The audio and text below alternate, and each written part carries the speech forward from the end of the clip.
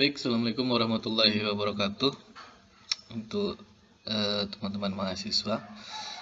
Jadi pada pertemuan yang keempat ini kita akan membahas yaitu tentang teknik mengajar listening untuk anak usia dini. Jadi di dalam bahasa Inggris itu kan skillnya itu ada 4. Ada listening, speaking, kemudian reading, and writing.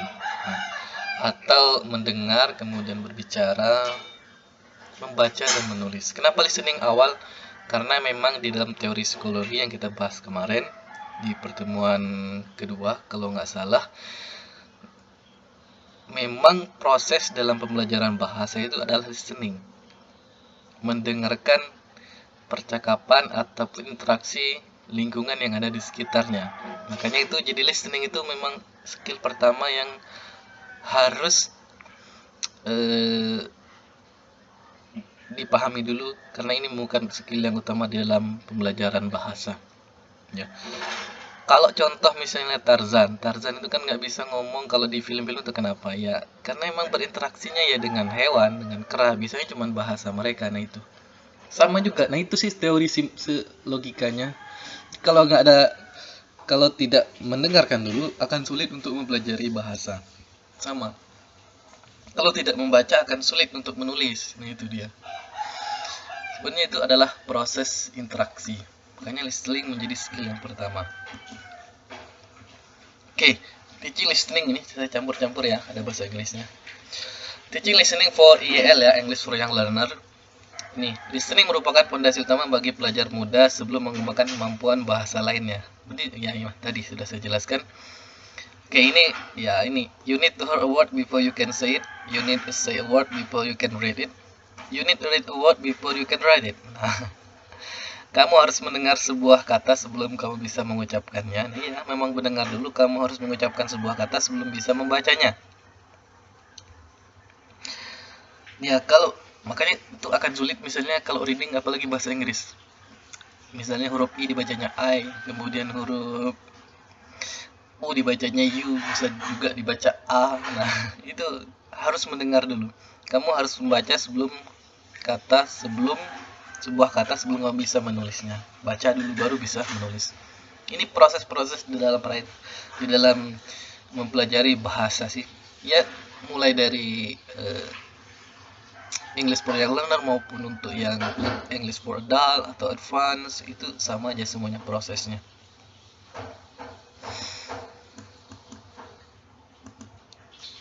Oke, nah ini teknik mengajar listening yang pertama adalah TPR, Total Physical Response. Ini dikembangkan oleh James Esser 1977.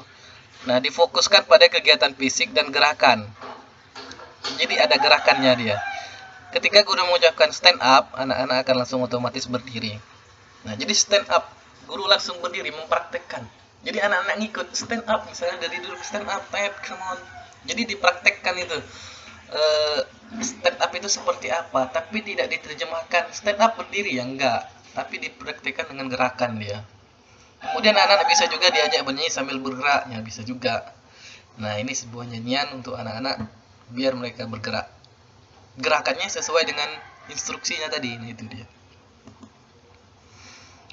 Oke, nah ini guru mengucapkan contoh-contoh ekspresi dalam kelas. Ya, ini cuma sedikit contoh ekspresi yang digunakan. Guru mengucapkan kata anak langsung merespon secara everyone sit down please. Nah, berarti guru langsung memerintahkan semuanya untuk sit down biar mereka mendengar dulu sebenarnya. Mendengar, kemudian dia melihat, oh kalau ngomong sit down harus begini. Nah, itu dia. Everyone sit down just like me. Nah, jadi dipraktekkan. Atau everyone stand up berdiri juga. Nah, kemudian be quiet. Nah, kalau be quiet kan nyuruh diam. Atau silent bisa juga. Nah, kalau silent gimana? Misalnya ada gesture, misalnya letakkan jari ke bibir. Nah, itu dia gesturnya.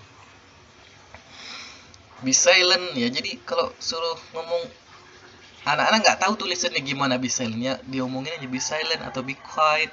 Nah, itu dia. Tapi anak-anak tahu ketika ngomong gitu, ini harusnya begini. Nah, itu open the door. Nah, itu the door apa? Sama juga sih sebenarnya dengan kosa-kosa kata lainnya. Jadi ini total physical response, jadi dengan gerakan. Berarti total physical response ini ketika mengucapkan nanti langsung digerakkan. Nah, contoh TPR song and finger plays. Nah, ini contohnya aja sih. Guru mengajak anak-anak bermain sambil menggerakkan anggota badan. Nah, ini ada sih, ini nanti bisa dilihat di YouTube bagaimana sih contoh nih, saya kasih linknya. Atau banyak juga yang lain. Kemudian contoh finger plays, permainan jari. Nah, jadi ini kayak tuh bunyikan dua telunjuk bersama. Nah, kemudian 4 bunyikan jari telunjuk dari jari tengah bersama. Kemudian 6 ini kayak itu di jari kiri kanannya itu dibunyikan. Nah, berarti kalau cucu berarti dua jari ya, misal telunjuknya aja. Kemudian 4 dua jari tengah misal sama telunjuk. 6 berarti 3 kiri kanan itulah. X sama dengan, nah ini jadi mereka tahu nanti X, oh segini jumlahnya. Nah itu dia, tanpa mereka sadari aja mereka seperti itu dulu. Nah itu, ini sih contoh nyanyiannya. Nah kemudian 10, letakkan tangan di pangkuan. Ya banyak sebenarnya permainan yang lain nanti akan dijelaskan pada bagian games. Oke. Ini sih contoh nyanyian ataupun finger plays. Ini nggak bisa saya, nanti bisa dibuka sendiri. Bisa ini ada, ataupun bisa searching di YouTube contoh nyanyian TPR song yang English ya, bukan Indonesia. Kalau Indonesia ya banyak. Kemudian ada juga TPR storytelling. Storytelling itu bercerita. Nah, ini langkah-langkah siapkan media tentu saja. Alat peraga, guru harus hafal ceritanya. Ceritanya jangan panjang-panjang, ceritanya yang simpel-simpel aja. Kemudian buat suasana yang menyenangkan sehingga anak tertarik dengan penasaran dengan ceritanya. Mungkin ini mendongeng ini juga ada sih kayaknya di bahasa Indonesia banyak. Iya. Kemudian anak-anak disuruh diam dan dengarkan cerita sampai selesai. Nah, berarti ini jadi anak-anak itu dikasih cerita. Nah, nanti ketika ada kata-kata misalnya stand up. Nah, kan ada misalnya dalam menceritakan sesuatu dongeng.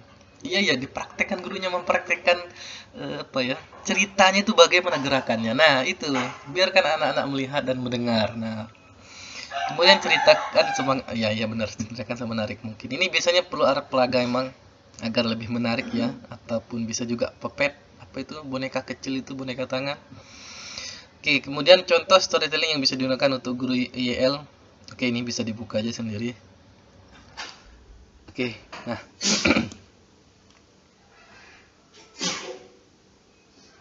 Oke, nah ini tugas the first task ya. Carikan 2 macam aktivitas atau kegiatan di kelas dengan metode TPR, total physical response, untuk mengajar listening. Kemudian jelaskan bagaimana cara langkah-langkah. Oke, nanti pakai langkah-langkahnya. Jadi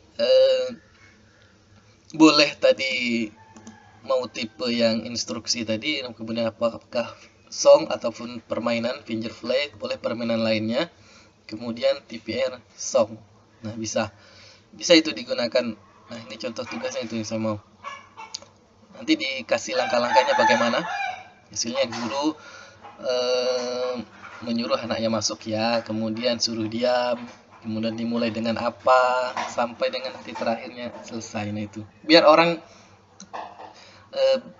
kasih langkah-langkahnya biar temannya nanti paham menggunakannya begini. Nah, itu maksudnya. Jangan cuman kamu sendiri yang paham. Nah, itu dia.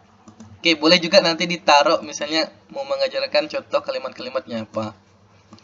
Itu. Tapi ini dilihat dulu nih videonya biar paham seperti apa sih sebenarnya total physical response itu, yang storytelling maupun yang song ataupun finger plays nih, sebagai tambahan saja. Oke, baik, terima kasih. Itu saya kira untuk sebagai tambahan materi untuk pengajar listening. Sebenarnya kalau listening juga itu nanti mengajarkan speaking. Kan kita sebenarnya berintegrasi. Kalau kita mengajar listening nanti juga mengajar speaking, ya nggak mungkin mengajar listening suruh mereka mendengar aja. Nanti juga ada proses mengucapkannya. Oke, saya kira itu. Terima kasih. Wassalamualaikum warahmatullahi wabarakatuh.